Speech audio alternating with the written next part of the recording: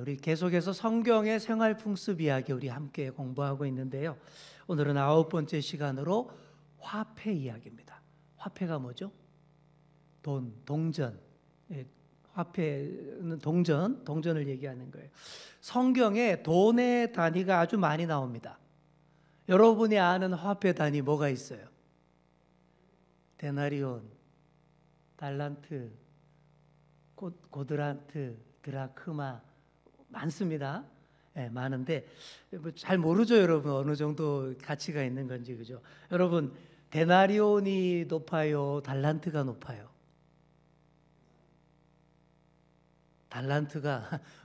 달란트가 최고로 높은 액수의 돈의 가치를 가지고 있는 게 달란트예요. 오늘 그 얘기를 하고자 합니다. 자, 이런 개념들을 좀 알 때에 성경을 읽을 때 좀 더 이해가 되고 와닿고 무슨 의미가 있는지 더 깊이가 깊어집니다. 성전 앞 연복궤에 가난한 과부가 와서 얼마를 넣었어요? 헌금 2렙돈을 넣습니다. 그게 얼마나 될까요? 2렙돈이 한 고드란트에 해당된다라고 설명이 나와 있지만 그래도 우리는 감이 안 옵니다. 얼마나 되는지. 이런 화폐의 가치를 오늘 우리의 돈으로 한번 환산하면서 이해하며 읽어야 제대로 성경 말씀이 더 이해가 되고 더 은혜가 됩니다. 오늘 이 시간 먼저 그 정리부터 먼저 하고 한번 넘어가 보도록 하겠습니다. 고대 이스라엘에서는 은을 보편적 거래 수단으로 사용했습니다. 그래서 성경에 은이 가장 중요한 화폐의 수단으로 등장합니다. 기억나시죠? 은 30, 예수님 은 30에 팔았다 그러잖아요. 은 20, 은 200세겔 이런 얘기들 많이 나옵니다. 은을 통한 무역과 상거래가 점점 더 활성화되자 상인들은 경제 활동을 더 활성화하기 위해서, 그리고 나라에서는 원활한 세금 징수를 위해서 동전 개발을 서둘렀습니다. 그래서 신약 성경에 이르면 정말 다양한 화폐 단위가 막 나오고 복잡해졌어요. 왜 복잡했냐 하면 예수님 당시에 이스라엘에서는 3가지 화폐가 모두 함께 통용됐습니다. 1. 로마 제국의 공식 화폐도 통용됐고, 2. 헬라 화폐. 이 헬라 화폐는 로마가 세계를 정복하기 이전부터 사용하던 돈이 헬라 화폐예요. 그것도 있었고, 3. 이스라엘 자체에서 또 만든 동전이 또 있었단 말이에요. 이 3가지를 어느 한 가지로 통일 안 하고 다 동시에 사용했단 말이에요. 그러니까 우리로 치면 우리나라에서 달러도 쓰고 원도 쓰고 위안화도 쓰고 엔화도 썼다 이렇게 생각하시면 되겠습니다. 자, 먼저 구리 동전부터 보겠습니다. 금과 은으로 만든 동전보다 작은 단위, 가치가 좀 낮은 동전은 구리를 사용했어요. 구리로 동전을 만들었는데, 자, 로마의 구리 동전 그림에 나오는 이런 겁니다. 아사리온. 1 아사리온이 얼마라고요? 4고드란트라고 되어 있고, 그리고 1 데나리온이 16 아사리온이라고 합니다. 좀 복잡하죠? 당시 노동자 하루 일당이 1 데나리온이었습니다. 이걸 기준으로 해요. 우리가 성경을 연구할 때 노동자 하루의 평균 일당이 1 데나리온이었다. 근데 그러면 1 데나리온 얼마나 될까요? 요즘 가치로. 요즘 일당이 세졌죠. 세진 걸로 하면 안 돼요. 어떤 분은 막 일당 25만 원짜리도 있고 그냥 이렇게 막 심부름만 해도 15만 원 그러던데, 근데 그거는 좀 안 되는, 우리가 너무 좀 수준이 올라가서 그런 거지. 제가 봤을 때는 5만 원으로 최소 생계비로 계산하는 게 맞는 것 같아요. 그러니까 5만 원으로 일단 오늘은 계산을 해보겠습니다. 자, 그래서 당시 노동자 하루 일당이었던 1 데나리온을 계산하기 쉽게 5만 원으로 잡고 계산해 보면 1 아사리온은 3,125원, 1 고드란트는 781원입니다. 당시 참새 2마리가 3,000원 정도에 판매되었다라는 게 나오죠. 그런 참새도, 3,000원밖에 안 하는 참새도 하나님께서 허락하시지 않으면 한 마리도 땅에 떨어지지 않는다. 하물며 너희 일까 보냐. 이런 말씀으로 우리 예수님이 우리에게 위로의 말씀 주셨잖아요. 얼마나 힘이 됩니까? 자, 그리고 과부가 넣은 헌금 2렙돈은 한 고드란트, 이 한 고드란트는 아까 얼마라고 나왔죠? 781원입니다. 1,000원도 안 돼요. 진짜 작은 헌금을 한 거예요. 그런데 거액의 헌금을 보란 듯이 한 그 부자보다 훨씬 더 헌금을 잘했다고 예수님이 아주 칭찬하셨습니다. 왜요?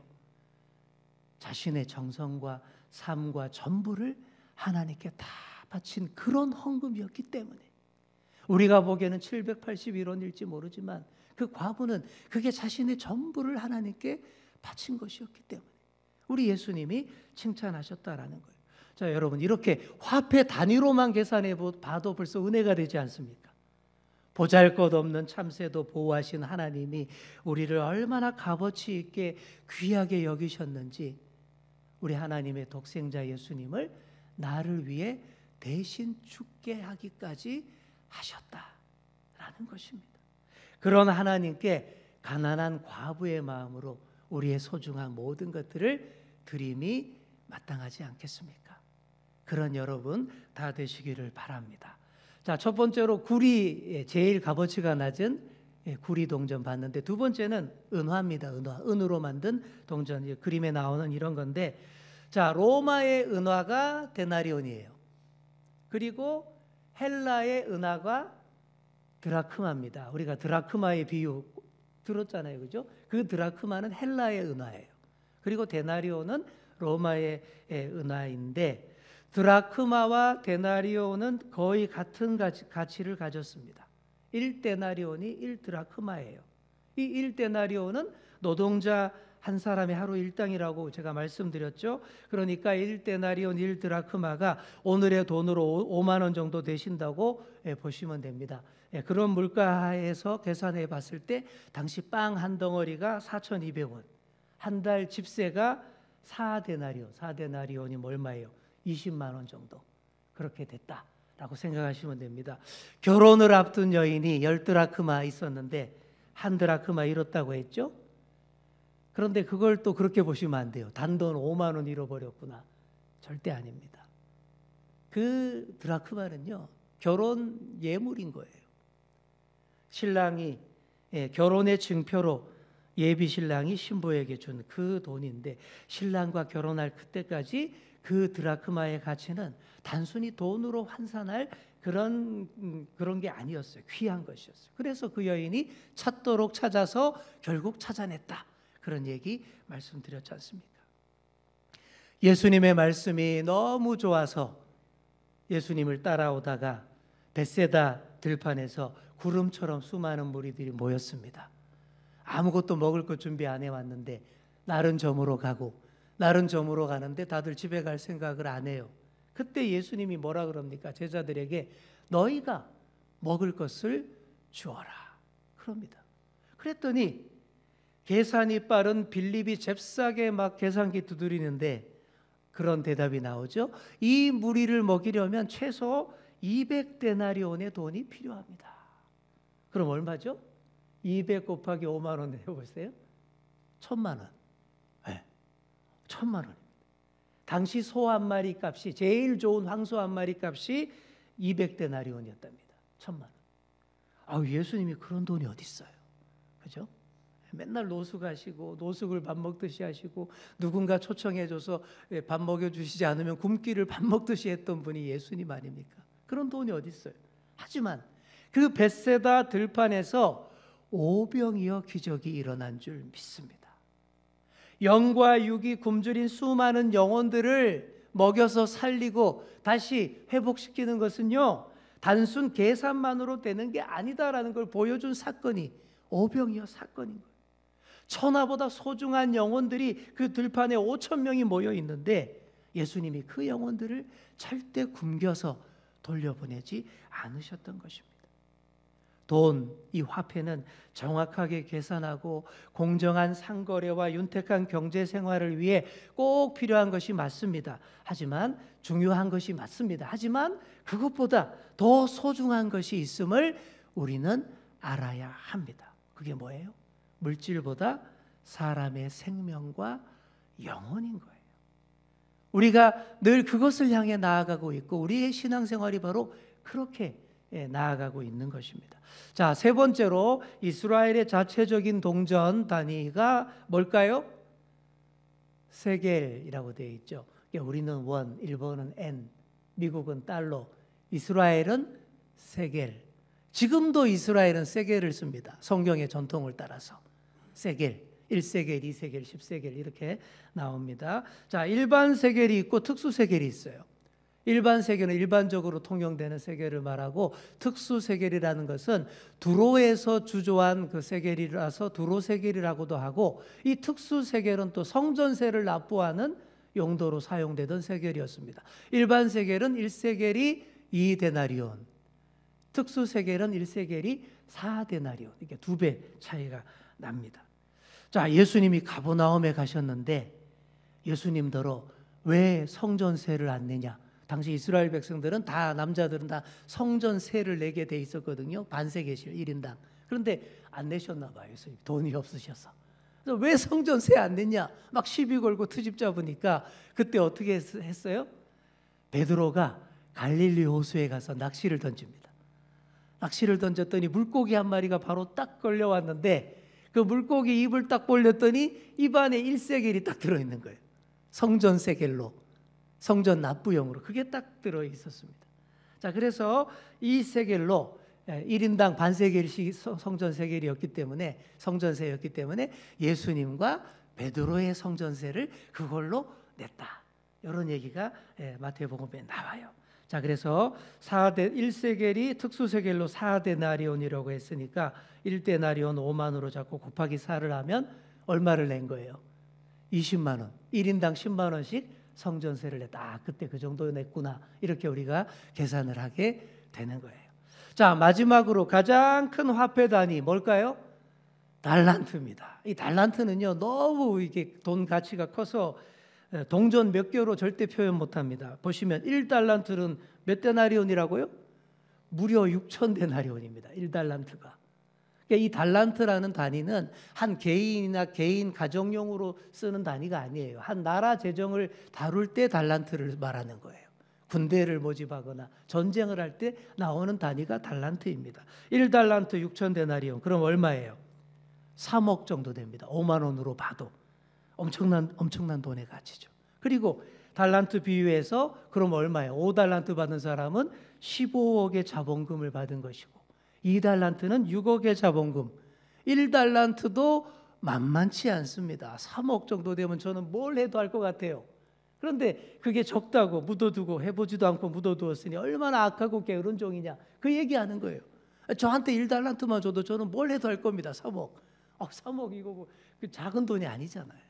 근데 비교하고 쟤는 15억 나는 3억 이러고 있으니까 안 된다라는 것이죠. 악하고 게으른 종이 되는 거예요. 자, 그러면 마지막으로 마태복음에 이런 얘기 나오죠. 1만 달란트 빚진 자. 여러분, 이 말이 됩니까? 1만 달란트 빚진 자는 도대체 빚이 얼마라는 말일까요?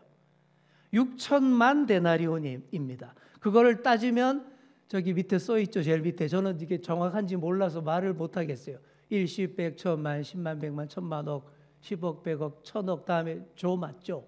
3조. 3조, 이거는 개인이 다루는 돈이 아니에요. 나라에서 다루는 재정이죠. 그러니까 이 말은 무슨 말이냐? 정말 뭘 해도 갚을 수 없는 빚을 졌다, 이런 뜻이에요. 1만 달란트 빚 졌다라는 것은 아무리 용서도 갚을 수 없는 빚을 졌다, 망했다, 이런 뜻입니다. 그런데 그 빚을 어떻게 했어요? 탕감해 주잖아요, 주인이. 이게 얼마나 큰 은혜냐, 이런 뜻입니다.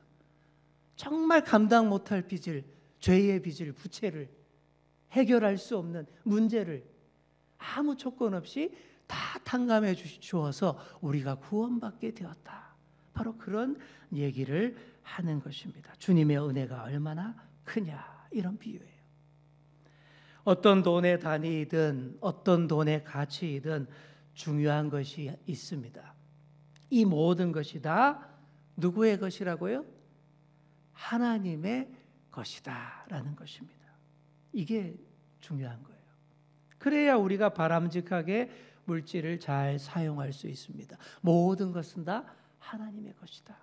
자, 그 얘기를 마지막으로 하고 정리하도록 하겠습니다. 예수님이 십자가 지시기 위해서 예루살렘에 들어오셨어요. 들어오자마자 수많은 무리들이 달려들어서 시비를 겁니다. 어려운 문제 질문을 합니다. 트집 잡으려고 합니다. 그중 하나가 이거예요. 가이사에게 세금을 갇히는 것이 가합니까? 가하지 않습니까? 세금 바쳐야 돼요? 말아야 돼요? 자, 여기서 나오는 가이사가 누군지 알죠?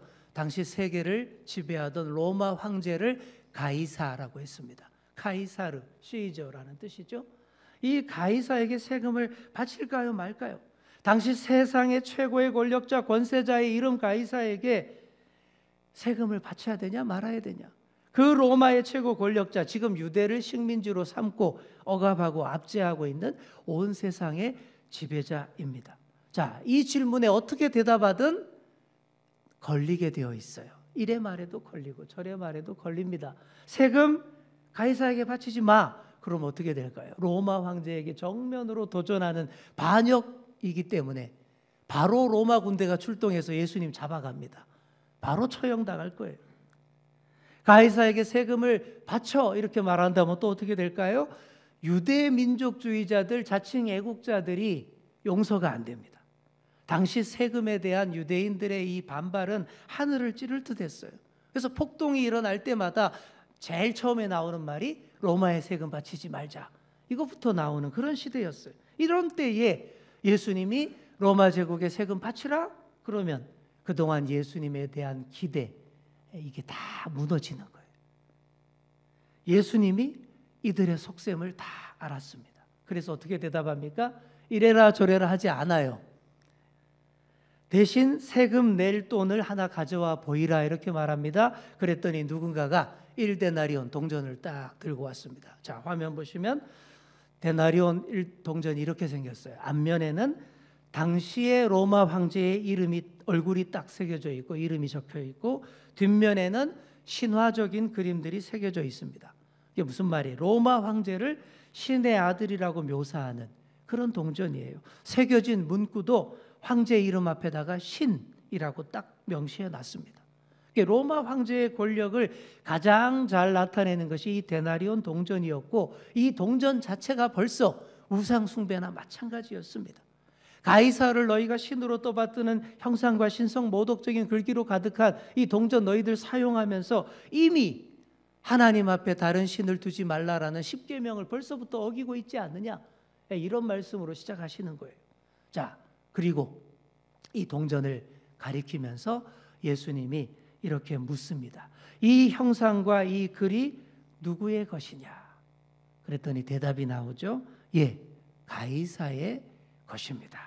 이때 예수님께서 아주 유명한 대답을 하십니다. 가이사의 것은 가이사에게 바치고 하나님의 것은 하나님께 바쳐라. 시저의 것은 시저에게 바치고 하나님의 것은 하나님께 바쳐라. 유명한 말이죠.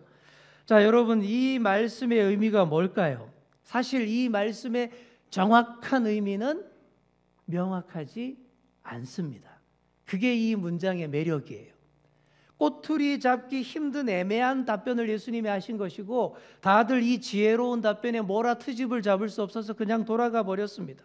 예수님께서 함정에 빠지지 않으면서도 사람들로 하여금 깊이 생각해 볼 수 있는 화두를 던져주신 그런 대답입니다. 자, 이 애매한 대답의 정확한 판단은 각자에게 달려 있습니다. 즉, 무엇이 하나님께 속한 것이고 뭐가 가이사에게 속한 것인지를 스스로 판단해야 하는 어려움이 남아 있습니다. 자, 이 대답을 아주 단순하게 해석하면 이렇게 됩니다. 하나님의 것, 하나님 나라에 소속된 거, 교회 뭐 이런 거, 하나님 말씀에 대한 순종, 예배.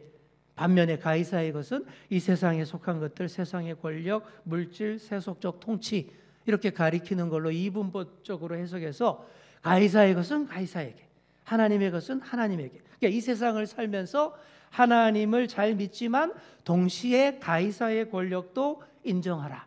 이렇게, 이게 제일 쉬운 해석이에요. 그래서 로마 제국 당시에 순교자였던 저스틴이라는 분은 이렇게 말했습니다. 가이사에게는 세금을 바치고 하나님에게는 예배를 드려라. 정말 쉽고 단순하게 풀이한 거예요. 지금도 이렇게 해석하는 분들이 많습니다. 세상의 권세자와 하나님에게 동시에 각각에 맞게 복종하고 순종하고 할 걸 다 해드려라, 이런 뜻으로 해석하는 거죠. 그런데 이렇게 쉽게만 해석할 수 있으면 얼마나 좋겠어요. 근데 그렇지 않아요. 가이사의 것과 하나님의 것이 충돌하는 경우가 많다라는 거예요. 이럴 때 어떻게 해야 되냐? 이게 중요한 문제인 것입니다. 실제로 많은 그리스도인들이 하나님의 것과 가이사의 것을 구별하는 삶을 살다가 어떻게 될까요? 나중에는 양다리를 걸치게 됩니다. 주일은 하나님께 예배드리고 평일은 세상에 나가서 가이사의 방식대로 마음껏 지멋대로 즐기며 삽니다. 옛날 로마 제국의 황제 콘스탄티누스 황제가 기독교를 처음으로 공인을 했습니다. 아시죠? 313년에 서기 313년에 기독교를 믿어도 좋다라고 처음 공식 인정한 로마 황제가 콘스탄티누스 대제입니다. 자, 이분이 기독교를 신앙을 받아들였을 때에 그의 측근 병사들도 다 기독교로 개종을 하게 됐습니다. 그래서 세례를 받게 됐어요. 그래서 세례 받으려고 모두 강에 가서 집단 세례를 받는데 강물 속에 당시에는 푹 잠기는 그런 세례를 했잖아요. 그런데 상당수의 병사들이 오른손을 물 밖으로 이렇게 내민 채 세례를 받았다라고 합니다. 왜 그랬을까요? 온몸이 다 물에 잠겨 세례를 받을지라도 내 오른손만은 세례 받을 수 없다, 이런 뜻이에요. 왜 그랬을까요? 앞으로 그리스도인으로 살겠지만 세례 안 받은 이 오른손에 칼을 잡고 황제의 권력을 위해서 얼마든지 나쁜 짓을 계속하겠다, 바로 이런 뜻이었다 그래요. 이랬다라는 거예요. 이처럼 많은 사람들이 이분법적으로 살 수밖에 없게 되는, 그리고 가이사의 것과 하나님의 것이 충돌하는 일들이 계속 벌어진다라는 거예요. 많은 사람들이 주일에는 하나님께 예배하고 하나님 만나고 하나님의 것을 구별하다가도 월요일이 딱 되면 토요일까지 완전히 딴 사람이 됩니다. 세상의 방법으로 온갖 일 다 하고 더러운 뇌물까지 바치며 가이사의 품에 안겨서 산다라는 거예요. 가이사의 것은 가이사에게, 하나님의 것은 하나님에게를 이렇게 단순하게 해석할 때에 이런 문제에 빠지게 된다라는 것이죠. 자, 그래서 또 다른 해석이 이렇습니다. 이스라엘 전통 신앙에서 황제와 하나님을 동시에 섬긴다라는 개념이 전혀 없었어요. 아무리 위대한 황제라 해도 그도 하나님의 지배 아래에 있다. 이게 원래 유대인들의 전통 신앙입니다. 사탄, 마귀의 세력 또한 마찬가지입니다. 세상 모든 것이 다 하나님의 것입니다. 우리 아버지의 것입니다. 결국 가이사의 것이 따로 있습니까? 없습니까? 그렇죠. 없다고 대답해야 되는 거예요. 가이사도 하나님이 조금 이렇게 맡겨주신 거 가지고 그래 한번 좀 네 권력 사용해서 좀 해봐라, 잘해봐라, 이렇게 맡겨주신 걸 가지고 막 이렇게 자랑하면서 목에 힘주는 것일 뿐입니다. 그래서 이 말씀을 믿음 있는 고백의 선언으로 다시 읽어보는데 지금부터가 아주 중요합니다. 제가 전에도 한번 풀어드린 적이 있는데 반복 학습이 중요하니까 다시 한번 잘 보시겠습니다. 자, 화면을 보시면 이 구절이 원어 성경에 이렇게 쓰여 있어요. 다 카이사로스 카이사리. 이 말은 가이사의 것은 가이사에게, 그 다음에 카이타 투데오 투데오, 하나님의 것은 하나님께 드려라, 이렇게 되어 있는데 저기 중간에 빨간색 글자 보이죠? 저게 카이라고 하는 접속사입니다. 헬라어 접속사인데, 자, 문제는 이게 키포인트예요. 헬라어에서 이 카이라는 접속사는 그리고라고 해석할 수도 있고 그러나로도 해석할 수 있다라는 거예요. and로도 해석할 수 있고 but로도 해석할 수 있다라는 것입니다. 그래서 가이사의 것은 가이사에게, 그리고 하나님의 것은 하나님께라고 읽을 수도 있고, 가이사의 것은 가이사에게 그러나 하나님의 것은 하나님께라고 읽을 수 있는데, 이 둘의 의미가 하늘과 땅 차이입니다. 이걸 아는 게 포인트예요. 자, 먼저 카이를 그리고라는 뜻으로 해석해서 가이사의 것은 가이사에게 바쳐라, 그리고 하나님의 것은 하나님께 드리라, 이렇게 읽으면 제가 앞에서 설명한 것처럼 별로 은혜가 안 됩니다. 주일만 하나님께, 평일은 세상과 짝하여 내 마음대로, 이렇게 되기가 쉽다라는 거예요. 그러다 보면 하나님은 눈에 안 보이고 가이사는 눈에 너무 잘 보이거든요. 결국에는 눈에 잘 보이는 가이사의 편이 되어 버린다라는 거예요. 가이사의 얼굴이 새겨진 그 화폐를 꼭 움켜쥐고 그거면 다 되는 줄로 믿게 된다라는 거예요. 그러면 안 되겠죠. 그러니까 이 접속사 카이를 그리고로 읽지 말고 그러나로 읽어봐야 합니다. 제가 한번 읽어볼게요. 어감이 다를 거예요. 가이사의 것은 가이사에게 바쳐라. 그러나 하나님의 것은 하나님께 드려라. 어때요? 어감이 딱 느껴지시죠? 확 달라지잖아요. 이 세상에 하나님의 것이 아닌 것이 어디 있습니까?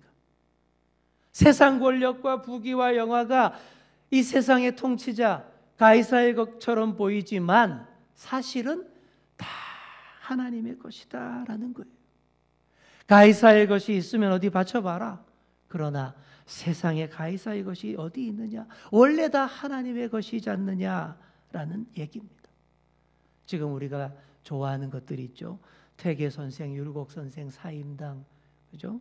세종대왕, 그 중에 제일은 사임당이라, 그렇죠?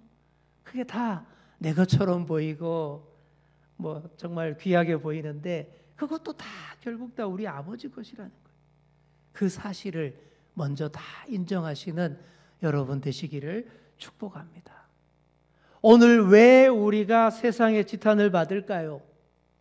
하나님의 것이라고 늘 말은 하면서 자꾸만 가이사 쪽에 기웃거리기 때문입니다. 사랑하는 성도 여러분, 가이사 앞에서 굽신굽신할 필요 없어요. 모든 만물의 주인 되시는 하나님의 손아귀에 가이사도 꼼짝 못하고 들어앉아 있습니다.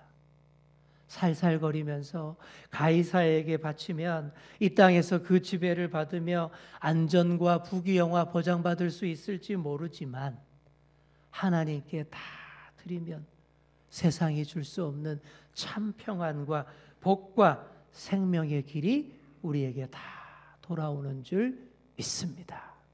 온전한 하나님 나라의 통치를 받게 됩니다. 우리는 가이사의 통치를 받는 사람 아니에요. 하나님의 통치를 받는 사람들입니다. 사랑하는 성도 여러분, 우리는 전적으로 아버지 하나님의 것입니다. 하나님의 것답게 그 크신 주님의 손을 의지하시는 여러분 다 되시기 바랍니다.